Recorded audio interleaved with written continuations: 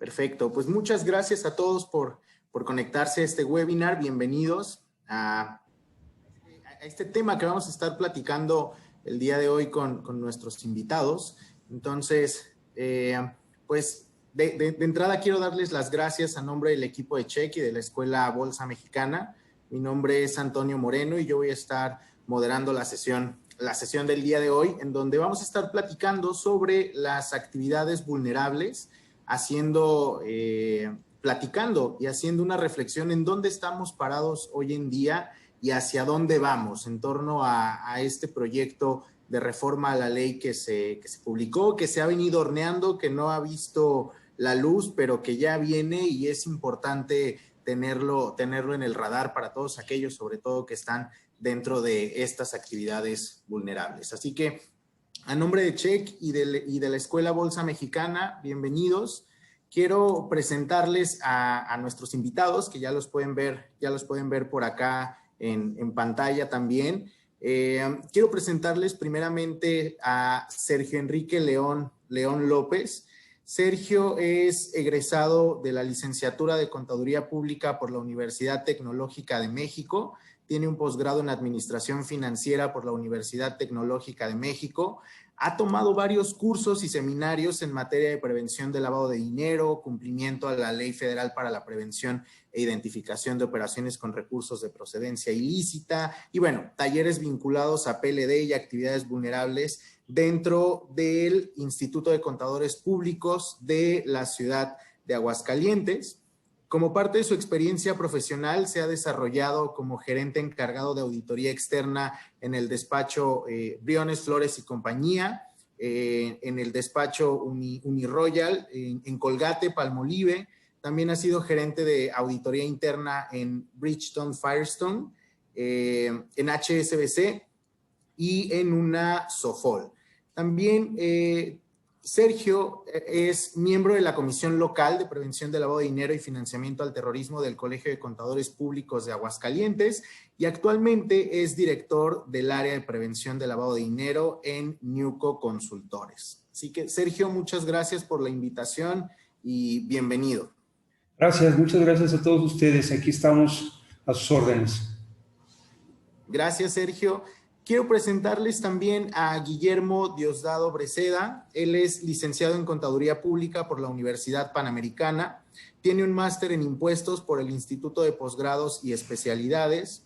Hasta el mes de febrero de 2014 fue gerente de Impuestos y Servicios Legales de Galas Yamasaki, Ruiz Urquiza, Deloitte en Aguascalientes. Desde marzo de 2014 es socio de impuestos de Newco Consultores.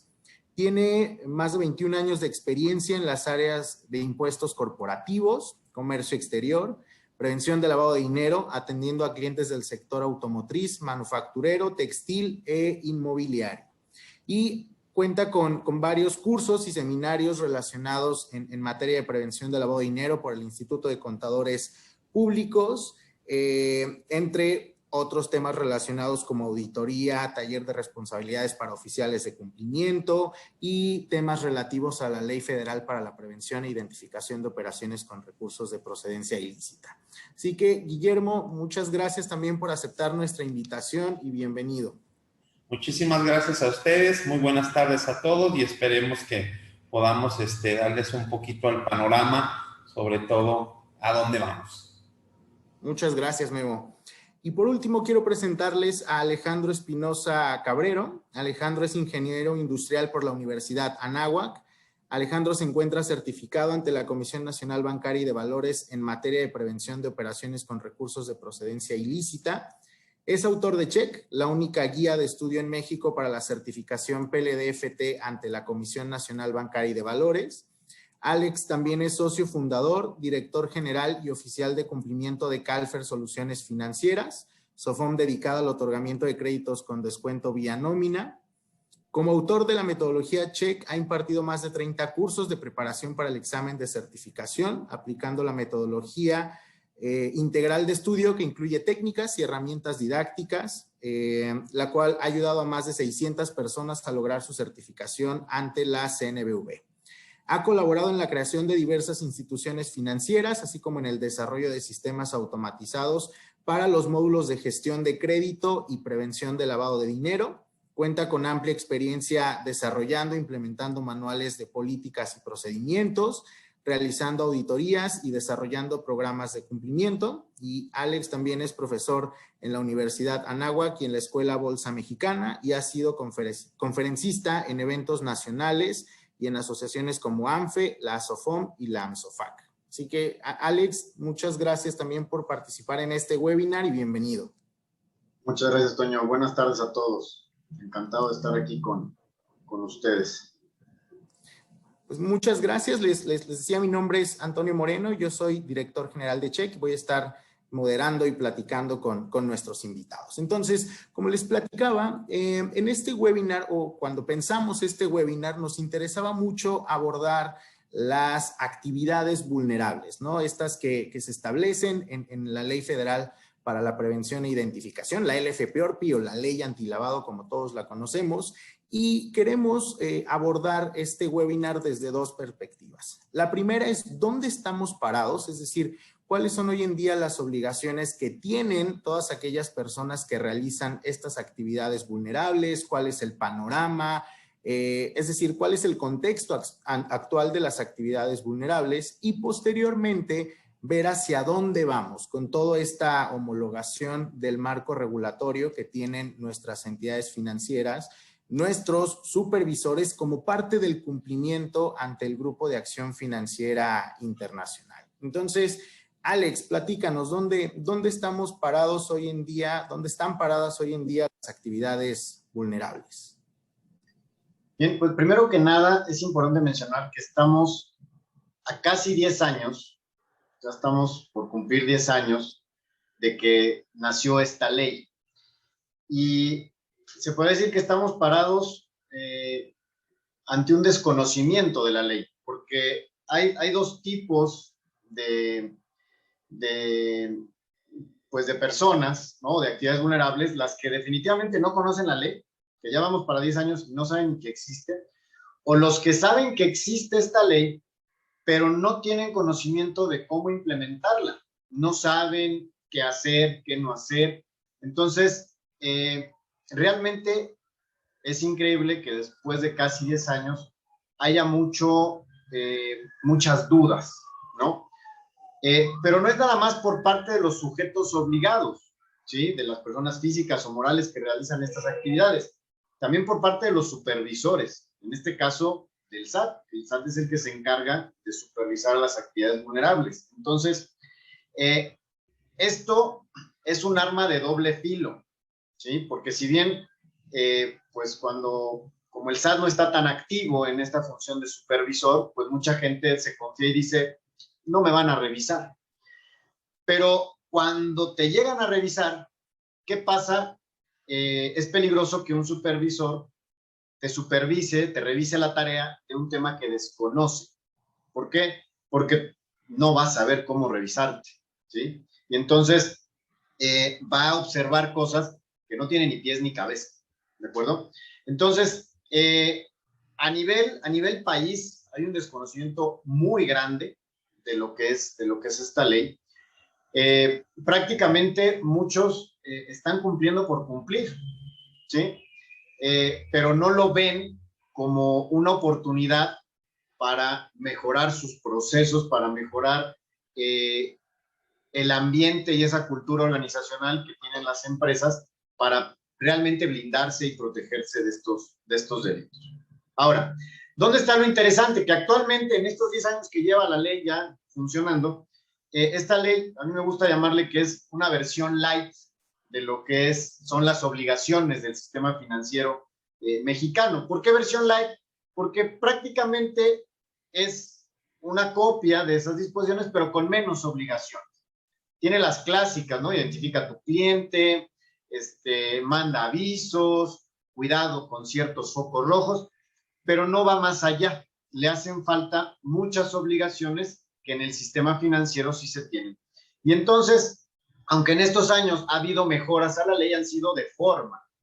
Y con esta reforma, que ahorita Sergio y Memo nos van a platicar, pues se vienen reformas de fondo, en donde, ¿qué es lo que quiere la autoridad y qué es lo que está pidiendo Gafi? Pues que tengan las mismas obligaciones las actividades vulnerables con el sistema financiero. Entonces, si ahorita ha habido un desconocimiento por parte de los sujetos obligados y de la autoridad, a la hora que vengan más obligaciones, se va a poner más pesado, más rudo, porque los que ya tienen algo implementado, pues va a ser un cambio no tan fuerte. Pero si no tienes nada y te subes a esto de un día para otro, de la noche a la mañana, te va a costar más trabajo. Entonces, lo que siempre me gusta transmitir no es miedo, no es qué voy a hacer, no, simplemente es conciencia de decir, hay una ley que te aplica, te chequen o no te chequen, cúmplela y trata de cumplirlo lo mejor que puedas. Y si no sabes, pues pide ayuda, pide asesoría a alguien que te pueda dar para que tú estés tranquilo y duermas tranquilo y no tengas problemas de ningún tipo, ¿va? Entonces, yo es el panorama muy general de qué es lo que ha estado sucediendo en estos 10 años. Por ahí el SAT hace como 3 años empezó a cortar algunas cabezas, como a poner ejemplos de, miren, sí estoy haciendo mi chamba, y se fue contra algunas actividades vulnerables para que hubiera periodicazos y sonara mucho, pero pues realmente no se hizo demasiado, ¿sí? Solo fue infundir un poco de miedo, lo que hizo el SAT, y muchos se pusieron las pilas, pero otros también no les interesó mucho. Entonces, yo les sugiero eso, que realmente lo hagamos por protegerte a ti como persona y como empresa. Y pues eso sería todo.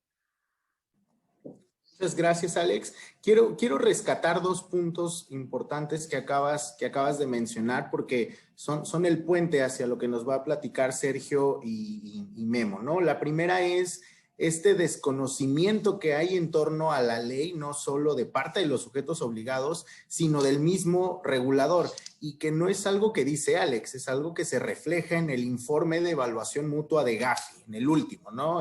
Revísenlo y pueden ver que esto que está comentando Alex es algo que Gafi percibió de su última visita, que por cierto, sabrán que se mandaron a reclasificar algunas recomendaciones y ya hay un reporte de seguimiento, pero seguimos todavía con una recomendación relacionada a actividades vulnerables que no cumple, ¿no? Ese es el tema, todavía traemos una en no cumple.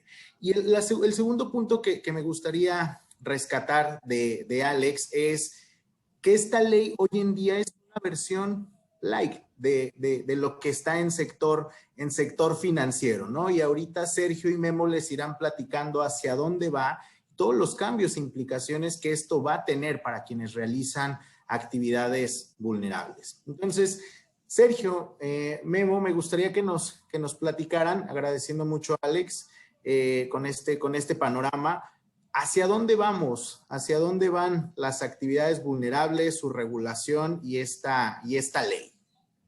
Muy bien, muchas gracias, Antonio. Gracias, Alex.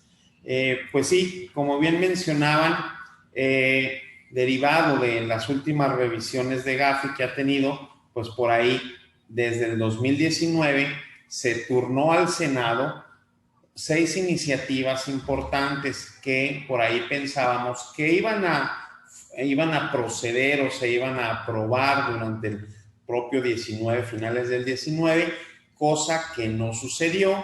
Entonces dijimos, bueno, pues a lo mejor para el 20, ¿verdad? Pero nos damos cuenta que también en 2020 llevaba tiempo, no se aprobaban, vino el tema de pandemia. Adicionalmente, se ajustan esas 6 iniciativas y se incrementan otras 2 para poner 8 iniciativas. Las 6 que ya se contemplaban con algunas adiciones y mejoras más o menos, más otras 2, ¿no? Entonces, esto se turnó en septiembre del 2020, que es lo más reciente, a la Cámara de Senadores para su análisis y en su momento su aprobación, lo cual hoy en día también está suspendido. No se ha dado, pero esperamos que ahora sí, muy pronto pueda ya ser aprobada esta reforma. Siguiente filmina, por favor, Alex. Esto, como bien mencionaba Alex y como comentabas tú, Toño, ¿A qué viene? Bueno, pues viene a las recomendaciones que dio la Gafi en sus últimas revisiones, donde pues ellos tratan, o el objeto de ellos, pues es de que se fortalezca el sistema financiero en México para combatir a lo que viene siendo el crimen organizado. Estas reformas vienen, es el origen de estas revisiones. Siguiente, por favor, Toño. ¿Cómo están aquí más o menos esas 8 iniciativas? Bueno, pues ahí podemos ver que algunas o la gran mayoría tienen que ver con lo que bien mencionabas también en un principio de la ley antilavado, que es como comúnmente la conocemos, ¿no? Entonces, si vemos por ahí estas iniciativas, la gran mayoría viene encaminada hacia la ley antilavado. Vamos a analizar precisamente qué son estas iniciativas las que nos están haciendo la recomendación a través de Gafi. Siguiente, por favor. Déjame hacer un comentario, perdón. Por ahí están preguntando que si esta ley se va a autorizar en este año. Bueno, nosotros pensamos que sí, una vez que pasó este proceso electoral, pensamos que sí se pueda autorizar. Tan es así, tenemos una modificación en el mes de enero, la Unidad de Inteligencia Financiera, a través de los criterios que emite periódicamente, hizo una modificación a uno de los criterios en donde anteriormente se consideraba que los préstamos entre empresas del mismo grupo empresarial no se consideraban como actividades vulnerables. A partir del 18 de enero ya se consideran como actividades vulnerables y están sujetas al cumplimiento de la ley. Entonces, debemos de contemplar que esto, pues, finalmente es una minita de oro, ¿verdad? Porque una imposición de una multa por incumplimiento de la ley de lavado de dinero, pues es muy alta, ¿no? Por ejemplo, si no presentamos un aviso en tiempo y forma, aquí la autoridad nos puede sancionar o nos puede aplicar una multa mínima del orden de 10,000 UMAS, que equivale a 896,200 pesos. Nada más como preámbulo para que vean todo lo que se viene. Gracias, Enrique. Bien, como vamos viendo, estas iniciativas, pues sí dicen, oye, ¿sabes qué? Lo que ahorita mencionaba Antonio y Alex, oye, a lo mejor todo lo que es de prevención de lavado de dinero, sector no financiero, lo trae en su bolsa o en su área de juego el SAT. Entonces, como que el SAT está más preocupado o más enfocado a recaudar impuestos. Entonces, una de las recomendaciones y que es lo que se está proponiendo es dale juego, deja que la UIF solita pueda manejar esta situación, suéltale la cadenita. Entonces, aquí lo que va a pasar es de que el licenciado Santiago Nieto pues va a tener más facultades, otorgadas obviamente por la Secretaría de Hacienda y Crédito Público, para que se pueda coordinar directamente con los gobiernos estatales o municipales, depende como lo sea, para analizar ya las áreas. Sabemos que nuestro país es extenso, hay diversos sectores en cada área, donde estarían cuidando en cada sector, pues precisamente que exista esa colación de dinero del crimen hacia el sector formal. Entonces, van a poder coordinarse con los gobiernos. Tan es así que les dan la facultad para que se creen mini WIFs a niveles locales. Es decir, me imagino que a lo mejor empezarán por temas estatales, que haya una mini sede de la WIF en cada estado, en cada entidad, y que puedan analizar en base a sus áreas económicas más predominantes en las regiones, por donde pudieran también estar incorporándose esos recursos del crimen hacia el mercado, hacia la economía formal. Siguiente, por favor. ¿Qué también nos están diciendo? Y esto también nos llama la atención, es, oye, va a haber una revisión por parte de un auditor externo. Todo aquel contribuyente, ya sea persona física, moral, que realice una actividad vulnerable, pues va a tener que tener una revisión por parte de su auditor externo. Obviamente, en ese informe o informará que se cumplan las leyes y los reglamentos de esta ley antilavado. Asimismo nos dicen, oye, pues ese informe se va a tener que presentar, o esos resultados se darán a los encargados de cumplimiento de los órganos de cada administración de estas, digamos, compañías o personas morales, dependiendo, ¿no? Si nos damos cuenta, como bien mencionaba Alex, pues están haciendo como una réplica muy light, obviamente, de lo que se viene haciendo en el sector financiero. Entonces, si se fijan, allá en el sector financiero, pues obviamente el oficial de cumplimiento da la administración, su informe, etcétera. Pues acá también están haciendo una mini réplica donde se informe a la administración de la organización para que obviamente ese informe va a emitirse en base a las reglas que emita la Secretaría de Hacienda y Crédito Público, que hoy en día no sabemos cómo van a venir esos informes, están pendientes. Lo que sí sabemos o lo que sí nos están diciendo es, bueno, ese informe lo vas a tener que presentar 90 días posteriores a que cierres el ejercicio. Normalmente sabemos de que esto o pudiera ser un símil o lo podemos traer en la mente de decir, oye, el mismo plazo que le dan a una persona moral para presentar su declaración anual, que es al 31 de marzo, pues tenemos que estar cumpliendo con este informe también en caso de realizar actividades vulnerables. Asimismo, se está proponiendo que dicha información se tenga recaudada o se conserve durante un periodo de 10 años.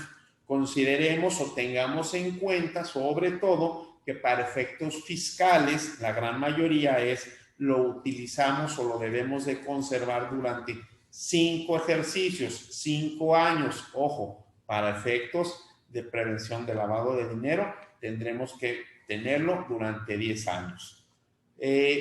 Obviamente nos dicen, si tú llegas a no enviar, a no contribuir enviando tu informe conforme a las reglas que te mandé y conforme a los plazos que se establezcan, pues tendrás una sanción que irá de los 10,000 a los 65,000 UMAS, que por ahí vemos. Hoy en día, en base al valor de la UMA actual, pues iríamos de los 689,000 pesos a los 5,600,000. Como bien mencionaba Enrique, es una minita de oro, pues obviamente aquí va a haber de dónde puedan sancionar y dónde se pueda recaudar. Siguiente, por favor. Por ahí también dentro de otras iniciativas que dicen, oye, pues acordémonos que antes le llamaban dueño beneficiario y luego no, mejor cámbiale a beneficiario controlador, y obviamente están proponiendo que en la ley pues venga un tercer cambio y se llame beneficiario final. Por ahí también hay o viene en específico la creación de un capítulo especial que nos hable de este beneficiario final, donde de cierta manera, a grosso modo, nos dicen que el beneficiario final sería aquel cuando se trate de que entre varios, digamos, corporaciones, alguno con que detente o que obtenga más del 25% del capital, pues es el que se va a considerar como el beneficiario final. Siguiente, por favor. ¿Qué es? Y volvemos otra vez, lo que mencionaba Alex, estamos haciendo una mini réplica muy ligera del sector financiero al no financiero, donde ahora nos van a tener o nos están definiendo qué es un PEP.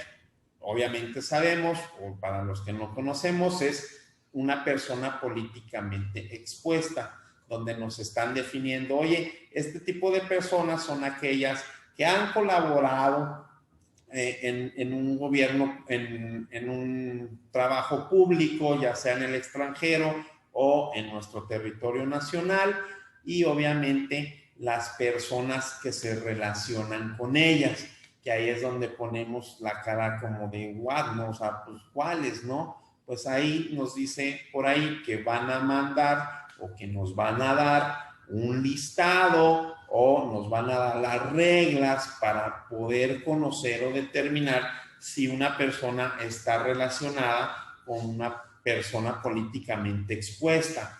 Suponemos o estamos pensando, como bien es conocido, de que el SAT nos da sus listas del 69B, o en el caso del lavado de dinero sabemos la existencia de las listas negras. A lo mejor nos van a dar una lista donde vengan este tipo de personas relacionadas con estos personajes, ¿no? O sea, no lo sé, vamos a ver, hay que ser un poquito pacientes, saber por dónde viene eso o qué bases nos están por ahí haciendo hincapié para que tengamos cuidado en esto, ¿sale? Siguiente, por favor. Por ahí también nos habla, cuando tú haces operaciones de manera formal, vulnerables de manera formal, nos están añadiendo un conceptito que dice, y también debe ser habitual. Pero ojo, queda claro o nos aclaran que cuando hagamos no va a haber una relación de negocios cuando se tenga actividad o con aquellas operaciones con lo que son aquellas personas que dan fe pública, como pueden ser los notarios públicos, los corredores públicos o servidores que tienen fe pública. Dice, ahí, aunque tengas 10 operaciones, pues se va a considerar que no hay ninguna relación de negocios. Siguiente, por favor. Bien, en la ley se considera un concepto nuevo o se define el concepto de cliente-usuario. Anteriormente estaba muy abierto y finalmente en esta propuesta nos están indicando que se define como cliente-usuario a cualquier persona física o moral, así como los fideicomisos. Y ojo, mucha atención con este punto, porque aquí nos están diciendo fideicomisos. ¿Cuáles? Todos. No nos están especificando cuáles sí, cuáles no. Entonces sí debemos de tener mucho cuidado, porque es muy común que cuando se realizan actividades vulnerables, por ejemplo, en el sistema de la construcción, hay gente que pone la tierra, otra gente que pone la construcción y otra persona que pone a la gente de ventas. Y todos trabajan por medio de un fideicomiso. Entonces sí debemos de tener mucho cuidado con esta parte, porque adicionalmente nos están diciendo, ok, el sistema financiero cuando trabaja a través de un fideicomiso, pues tiene sus reglas propias por tipo de negocio, ya sea banco, casa de cambio, casa de bolsa, arrendadora, Sofom, lo que sea. Ellos van a seguir cumpliendo con sus obligaciones de acuerdo a lo que marca la ley en materia de sistema financiero.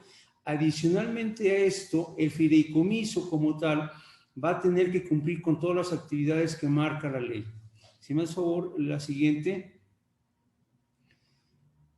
Bien, anteriormente manejábamos un concepto de otorgamiento de préstamos o créditos. Aquí tuvimos mucho problema porque se manejaba el otorgamiento de préstamos de manera habitual o profesional en operaciones de mutuo, en donde una operación de mutuo estaba referida a las que hacen las casas de empeño, en donde dejábamos algo en prenda y nos daban un dinero. O en su caso, si nosotros pagábamos por cuenta del cliente una deuda, o en su caso, otorgábamos crédito. Entonces había mucho problema por ahí, porque para efectos de la ley de lavado de dinero, por ejemplo, el que yo a mi cliente le venda crédito se considera como una venta en abonos. Entonces eso no se consideraba como actividad vulnerable. Al día de hoy, en esta propuesta, ya nos están limitando y nos dice que se va a considerar como préstamo, o dentro de la actividad vulnerable del artículo 7, nos dice que se va a considerar cuando efectivamente se ponga a disposición del cliente o usuario una suma de dinero. Entonces ya no tenemos ningún otro problema. Ahora, aquí también debemos de tener mucho cuidado, porque con el cambio reciente que hubo ahora en el mes de enero, en donde nos decía que los préstamos entre empresas del mismo grupo empresarial no se consideraban préstamos, ahora ya se van a considerar, siempre y cuando se cumpla con el concepto de grupo empresarial. El grupo empresarial, para efectos de la ley de lavado de dinero, se considera todas aquellas operaciones que se hagan entre empresas y que sean personas morales y que tengan cualquier participación dentro del capital de estas. Entonces sí tenemos que tener mucho cuidado con esto, porque finalmente si se cae en este punto de préstamos entre empresas del mismo grupo empresarial, estamos obligados a presentar un informe, no un aviso, sino un informe en donde tenemos que decir que estamos exentos de esta operación. La siguiente, por favor. Entramos al rubro de la construcción y venta de bienes inmuebles, en donde se están haciendo cambios, en donde anteriormente se manejaba el concepto de prestación, ahora se va a poner por el lado de realización, y por el otro lado eran servicios y ahora son actividades, quedando de la siguiente forma. Es la realización habitual o profesional de actividades de construcción o desarrollo o de bienes inmuebles, así como de intermediación en la transmisión de la propiedad. Ojo, aquí ya nos están indicando plenamente que todas las operaciones de intermediación se van a considerar como actividades vulnerables. ¿Cuáles son estas actividades de intermediación? Bueno, cuando yo voy con una empresa que se dedica a vender por mí, vamos poniendo ahí, voy a aventar un comercial, Centro 21 o alguna de estas empresas, en donde yo voy y le digo, tengo esta casa, véndela por mí. Ellos como intermediarios, ya sea en la venta o en el arrendamiento de estos inmuebles, están obligados desde siempre a cumplir con lo que marca la ley. Ahora, en un momento dado, esta actividad vulnerable no estaba completa porque finalmente, si nosotros construíamos y vendíamos y la operación rebasaba el umbral para aviso, estábamos obligados a informarle a la autoridad a quién le vendimos, qué le vendimos, cuándo se lo vendimos, cómo nos pagó. Ahora, a partir de enero de 2017, se implementó una nueva actividad vulnerable complementaria a esta, en donde estamos obligados a reportarle a la autoridad todos nuestros proyectos de construcción, en donde le tenemos que decir en qué consiste este desarrollo inmobiliario y cómo nos vamos a financiar. En los cambios que vienen, ahora se están involucrando todos aquellos personas físicas o morales que se dedican a construir y rentar. Entonces van a estar obligados a reportar el origen de los recursos que están utilizando para construir o lo que están vendiendo o lo que están rentando.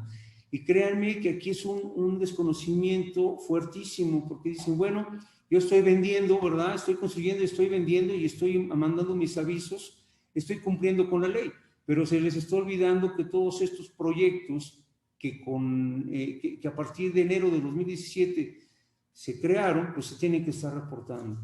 Ahora, hay un punto también muy importante. Vamos a suponer que yo inicié un desarrollo inmobiliario en 2015.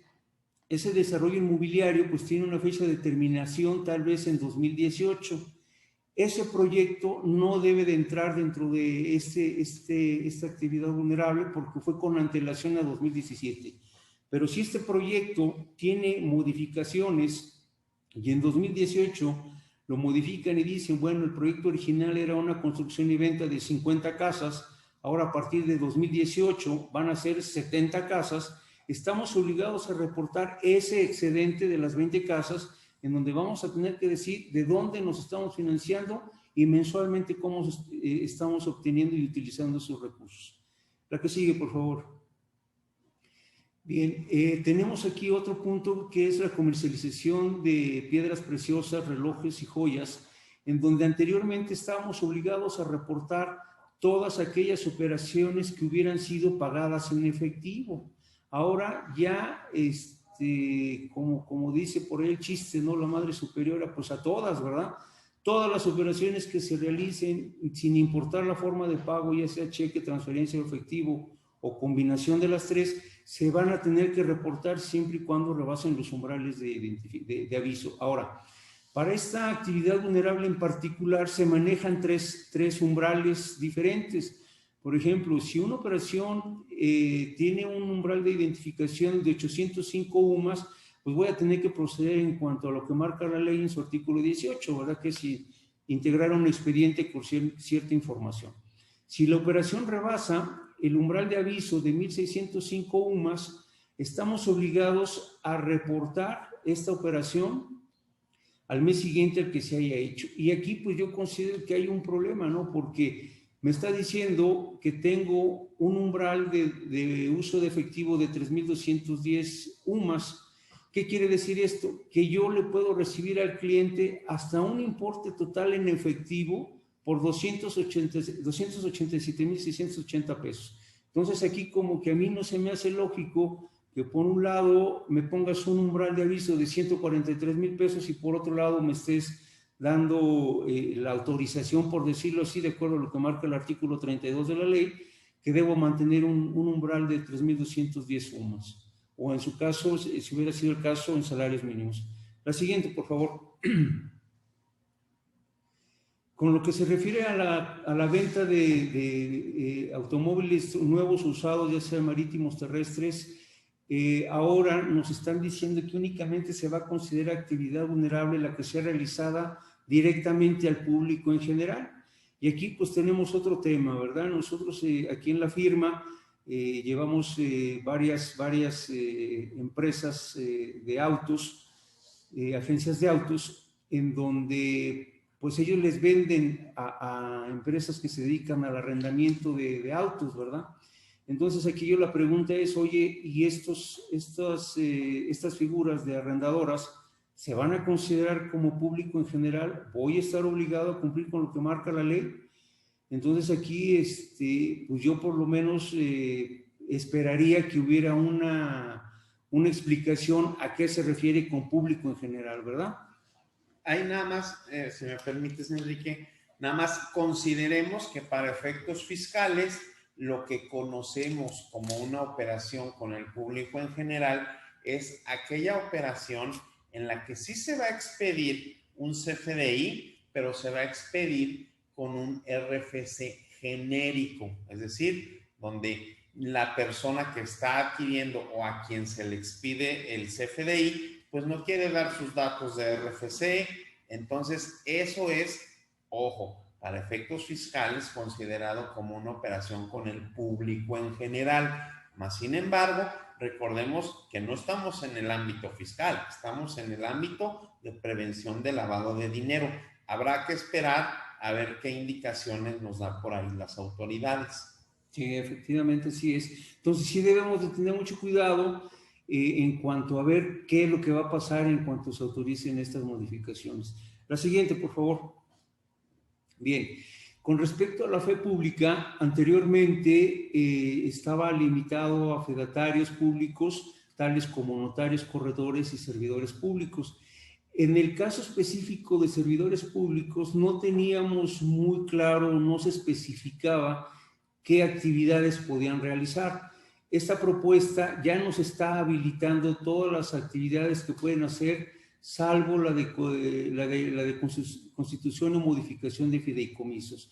Y por otro lado, también sí requeriríamos, ¿verdad?, que nos indiquen a qué se refieren con servidores públicos, porque si nosotros nos vamos al artículo 3 de la ley, en donde vienen los conceptos y definiciones, los servidores públicos se refieren a lo mismo que hacen los fedatarios públicos, ¿verdad? Entonces, como que es una pelotita que va y viene. Siguiente, por favor.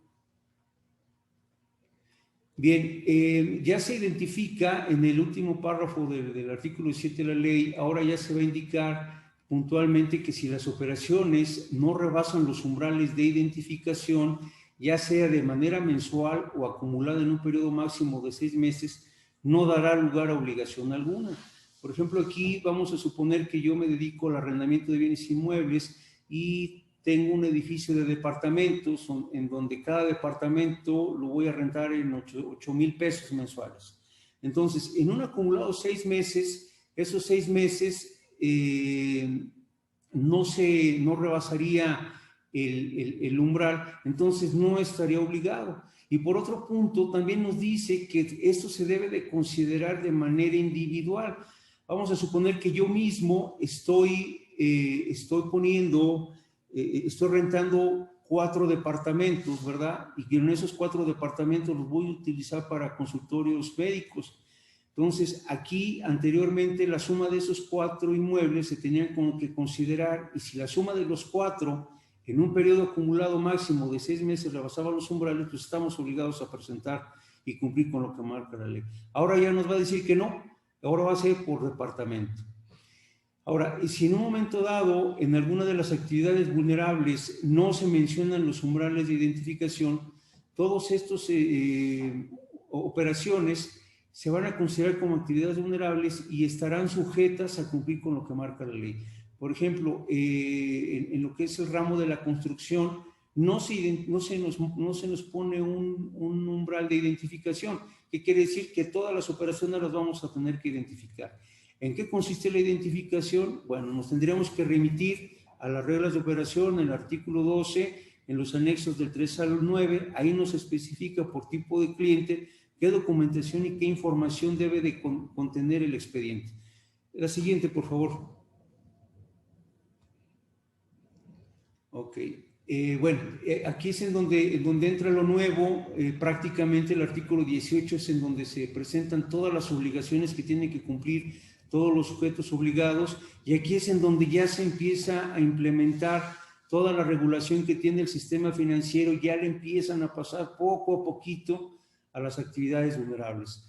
Hay que hacer mucha mención que estas modificaciones y estos cambios van a estar sujetos a todas esas reglas de carácter general que emita la Secretaría, que al día de hoy no sabemos cómo vengan y ahora sí que no han dado señales de vida, ¿verdad?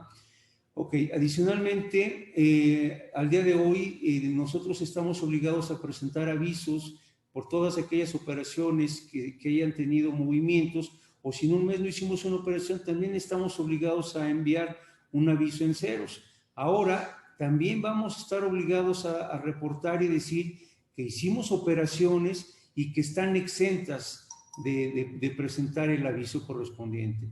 Por ejemplo, yo les puedo decir que con esta modificación a los préstamos entre empresas del mismo grupo empresarial, ahora estamos obligados a mandar un aviso, un informe en donde diga que estamos exentos de estas obligaciones. Entonces aquí pues ya prácticamente lo estamos viendo. Ahora, si nosotros contamos con indicios o tenemos por ahí alguna sospecha de que la operación que está haciendo el cliente pudiera contener recursos de procedencia ilícita, y en su caso, si la operación no se llegara a realizar, estamos obligados a mandar un aviso de 24 horas e informar de lo que está pasando. Tenemos que hacer una evaluación, evaluar el nivel de riesgos que tiene la actividad vulnerable que estamos haciendo, y dependiendo del resultado que tengamos, es la misma evaluación que vamos a tener con nuestros clientes. Y si se fijan, pues esto es prácticamente lo que realiza el día de hoy el sistema financiero. Aquí tenemos otro punto muy interesante que nos habla sobre que las operaciones que nosotros realicemos como actividades vulnerables deben de contar con el visto bueno de nuestra área de auditoría interna. Esta área de auditoría interna debe de estar regida por las políticas y procedimientos de la empresa. Aquí estas áreas de auditoría interna no son reguladas ni certificadas ni por la CNB, ni por Colegio de Contadores, ni por la UIF, ni nada. Entonces, esto pues sí está interesante, porque yo quisiera preguntarles a algunos de ustedes, ¿cuántos de ustedes en sus empresas cuentan con áreas de auditoría interna? La verdad es que pues yo recuerdo cuando vivía yo en la Ciudad de México, pues sí participé en 3 empresas en donde yo era el auditor interno, pero el día de hoy esas empresas ya no tienen áreas de auditoría interna, entonces no sabemos cómo vaya a pasar. Ahora, nos dice también la autoridad que si en un momento dado no contamos con un área de auditoría interna, podemos contratar los servicios de un auditor externo, pero tampoco sabemos bajo qué condiciones o cómo tiene que estar certificado, si es que tiene que estar certificado este auditor. Por ejemplo, hay personas que están certificadas, hay personas que están certificadas por la CNB y otras por el Colegio de Contadores, y no sabemos si el día de hoy eso pueda ser. Por aquí estaban haciendo una pregunta, a ver, permítanme un segundito. Tema de certificación, ok, ya lo comentamos. Sí, y aquí está. Es sobre los préstamos. Sí, efectivamente, todos los préstamos tienen umbrales de identificación, están marcados ahí en el artículo 7, fracción 5, si mal no recuerdo, por ahí viene. Sí, estas auditorías van a ser obligatorias. Por un lado, no nos especifican y no nos aclaran muy bien si estas auditorías internas tienen que ser mensuales, pero sí nos especifican que debemos de tener una auditoría anual. ¿Quién va a ser el auditor de esta auditoría? No sabemos, nada más nos dice ahí que es un auditor externo. No sabemos si el auditor externo es el auditor externo tradicional que nos hacía los dictámenes fiscales. Entonces tenemos que esperar a que la autoridad nos diga. Por ahí hay una propuesta, salió algo de la Unidad de Inteligencia Financiera para poderse certificar en actividades vulnerables, pero nada más dijeron por ahí de qué se trataba, cuál era el objetivo y tan, pero no dijeron más nada, ¿verdad? Entonces estamos a la espera de eso para ver de qué forma lo vamos a poder hacer. No financieras. Esas actividades vulnerables no financieras las puedes encontrar en el artículo 17 de la Ley de Prevención del Lavado de Dinero, y pues son 16 actividades al día de hoy, en donde pues principalmente las más riesgosas son, sí, artículo 7 de la ley, exactamente. Ponemos ahí, por ejemplo, que es la construcción y venta de bienes inmuebles, arrendamiento de bienes inmuebles, venta de autos, venta de piedras preciosas, venta de cheques de viajero, casinos, vaya, prácticamente son las más importantes, ¿vale?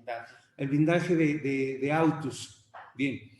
Las personas morales que actúen a través de fideicomisos deberán de designar ante la Secretaría a un responsable encargado del cumplimiento de estas obligaciones. Aquí, mientras no se nombre a un responsable, el órgano de administración o el administrador único van a ser los responsables de cumplir con esta función. O en su caso, fíjense bien aquí, o en su caso la entidad financiera que tenga carácter de fiduciaria según se consigne en el contrato de fideicomiso. Entonces tendría una doble función, tendría que cumplir con lo que marca la ley o con lo que están obligados por el lado del sector financiero, y por otro lado van a tener que cumplir por lo que marca las actividades vulnerables. El representante deberá contar con un poder general para actos de administración y deberá de recibir capacitación anualmente en materia de prevención del lavado de dinero. Siguiente, por favor. Por aquí también, dentro del artículo 32, referente al uso de efectivo, nos están manejando dos nuevos conceptos. Uno que es la consignación de pago y otro que son los bienes fungibles. La consignación de pago pues es cuando una persona, un deudor, le paga a un acreedor y ese acreedor se niega a recibir el importe. Entonces, habría que definir para efectos de lavado de dinero a qué se refieren con consignación de pago. Y los bienes fungibles, también los bienes fungibles son los que no se pueden sustituir. Por ejemplo, obras de arte, ¿no? Pero también tendríamos que ver a qué se refiere la autoridad con esos conceptos. La siguiente, por favor. Bien, yo creo que de toda la iniciativa de ley, este es el punto más importante que debemos de tener en el radar y tratar de apegarnos los sujetos obligados que al día de hoy no tuviéramos conocimiento o no hemos cumplido con la ley. Se elimina la facultad administrativa de la autoridad, en donde nos dice que si nosotros nos actualizamos de manera espontánea previo al inicio de operaciones por parte de la autoridad se abstendrá de sancionarnos. Esto yo considero que en un principio fue un error de dedo, porque en lugar de haberle puesto artículo 54, le debieron haber, en lugar de poner artículo 55, debieron haber puesto artículo 54. La siguiente, por favor. Ok, aquí lo vemos. En el artículo 53 nos hace referencia al artículo 55 en caso de que nosotros incumplamos con la presentación de los avisos. Vamos a suponer que yo me dedico al arrendamiento de bienes inmuebles y nunca he presentado los avisos cuando las operaciones hubieran rebasado los umbrales de identificación. Al día de hoy yo les puedo decir que hemos regularizado bastantes clientes en este tema y nos hemos apegado al artículo 55 y no nos han sancionado. Entonces, si ustedes se fijan, en la ley vigente dice 55 y en el proyecto ya habla sobre el artículo 54, fracción 3, y aquí abajito está el 54 y la fracción 3, la cual nos hace referencia ya a las sanciones. Y por último, tenemos el artículo 55, cómo quedaría y cómo quedaría con los cambios. Por ejemplo, aquí nos dice, ok, te quieres apegar al artículo 55, perfecto, nada más que espérate a que te emita yo las reglas para que te puedas apegar a ese artículo. Si me haces favor, la otra. Ok, aquí nos están haciendo una pregunta sobre el PAR, el programa de autorregularización que hubo. No, yo creo que no, porque finalmente yo considero que esto es una mina de oro y no creo que nos den alguna otra facilidad para podernos regularizar mediante este programa. Pero mientras no haya una autorización o no modifiquen esta ley, pues sí nos podemos apegar ahí a lo que marca el artículo 55 que les acabo de leer.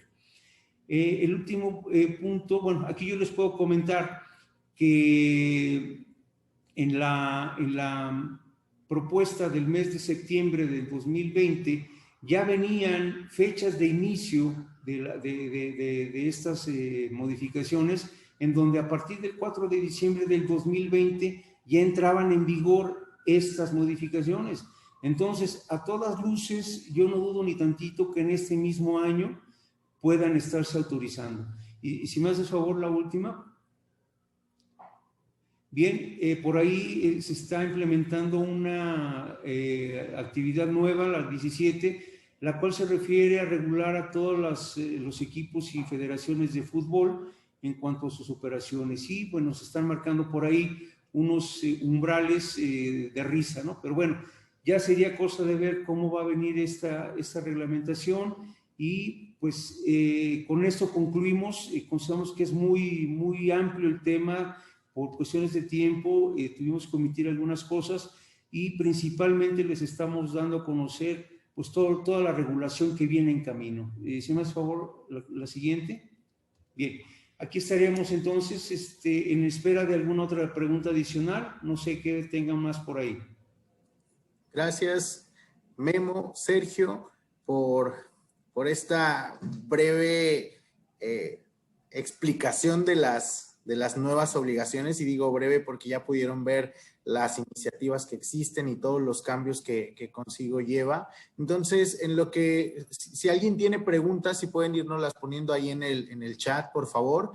Me gustaría resumir estas iniciativas en 3 bloques que creo que son importantes y podrían darnos un panorama de hacia dónde vamos. El primero, y creo que es de los más importantes, es esta precisión que se hace a los artículos de la propia ley, a las actividades, ¿no? Por ahí vieron cambios entre cliente, beneficiario, que beneficiario final, que si habitual, que si no, y bueno, se hacen estas precisiones en torno a estos artículos. El segundo bloque es esta homologación del marco regulatorio. Ustedes pudieron ver cómo se traen obligaciones del sector financiero desde avisos ya, ¿no? Personas políticamente expuestas, un EBR, una matriz de clasificación de grado de riesgo, un sistema automatizado, etcétera. Y la tercera que tiene una gran importancia, y creo que Sergio fue muy enfático en ello, este apoyo que está buscando el regulador en los auditores para ayudar a supervisar a las actividades vulnerables. Es un hecho que no se tiene la capacidad, y este ejercicio de auditoría interna o externa, según sea el caso, busca que le ayuden estos profesionistas, esos auditores al SAT a hacer la revisión. Todavía no hay reglas, todavía no sabemos si la certificación CNBV va a ayudar, o si va a ser la de la UIF, o si la del Colegio de Contadores, o si va a existir otra, pero la realidad es que se está apoyando mucho de estos profesionistas para llevar a cabo su función de supervisor, como hoy en día lo hacen las otras comisiones, ¿no? Entonces, creo que con estos 3 bloques resumiría hacia dónde vamos en torno a actividades vulnerables. No sé, Alex, si quieras comentar algo adicional, si no, para ir por aquí veo una pregunta. No, pues nada más rescatar que en lo personal, de las obligaciones que están proponiendo, pues las más pesadas son el enfoque basado en riesgos, ¿no? Si los bancos que llevan años con este tema todavía quedan dudas y preguntas, pues para una actividad vulnerable, pequeña o que no tiene conocimiento, es una obligación pesada, es fuerte. Otra también de las pesadas es lo del sistema automatizado, ¿no? ¿Por qué? Porque actualmente hay muchos proveedores que atienden al sistema financiero, pero no hay proveedores o hay muy pocos que atienden actividades vulnerables o que conocen de sistemas automatizados para actividades vulnerables, ¿no? Entonces, es ahí también pues un área muy, muy fuerte o que les va a costar trabajo a las actividades vulnerables, porque unos sistemas o son carísimos u otros son baratos, pero pues no hacen nada, ¿verdad? Tienen ahí muchas debilidades. Alex, y creo que la propia naturaleza de las actividades vulnerables, ¿no? ¿Cómo Claro. empatar a una constructora con un casino, con un agente, Exactamente, etcétera, ¿no? Entonces, para mí, el enfoque basado en riesgos, el sistema automatizado va a ser de lo más, o es de lo más complicado de implementar. En sistema financiero en actividades vulnerables, grande o chiquito, es de lo complicado. ¿Por qué? Porque la verdad, una auditoría, contratando un buen auditor externo, la libra. Bueno, puede ser costoso, lo que sea, pero lo resuelves, no lo tienes que implementar tú, ¿no? Una certificación que hay que estudiar para el examen y todo, pues bueno, te matas estudiando y certificas a tu oficial de cumplimiento y la libras, ¿no? Capacitar a la gente, pues igual, o contratas a un despacho o a una persona que te los capacite de forma externa.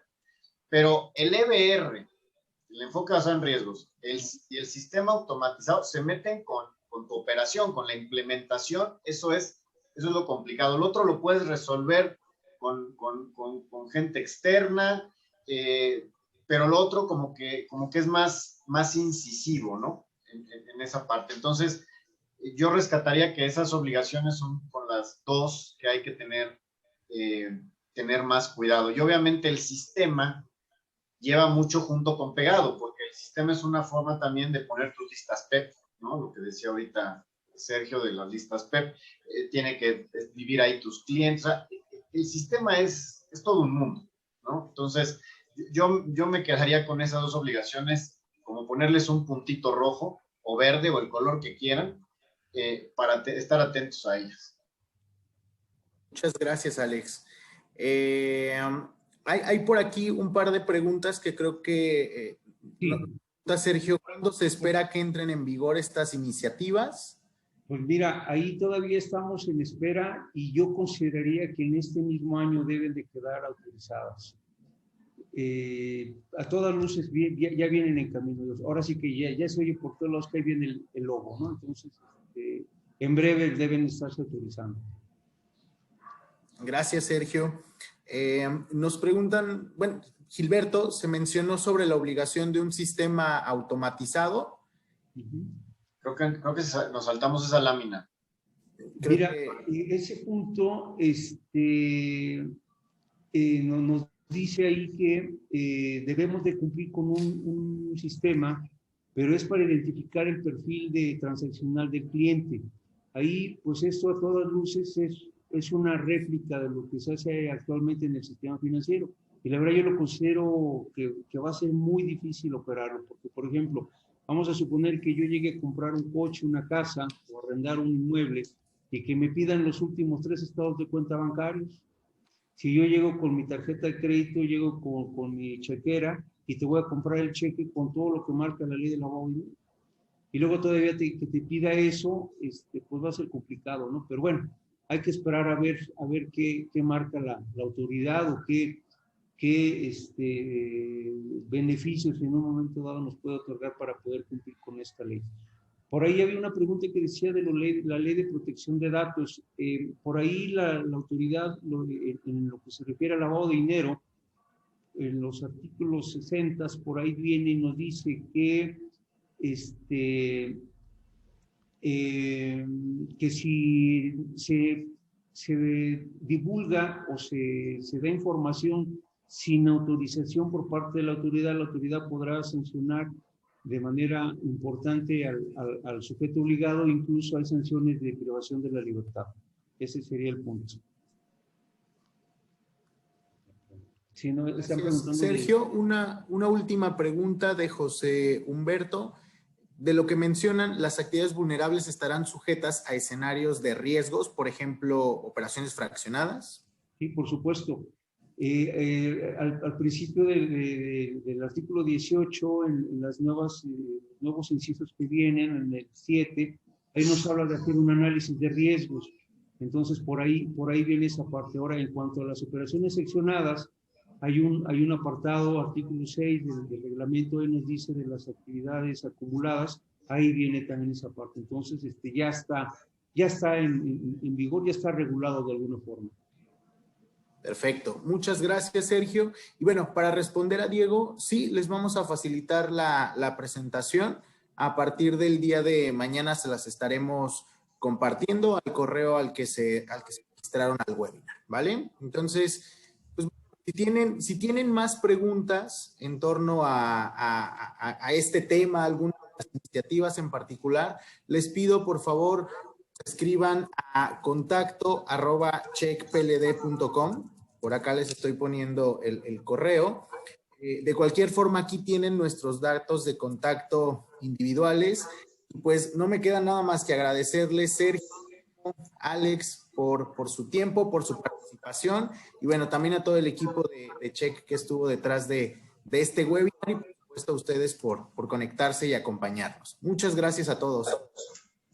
Gracias. A ustedes. Buenas tardes.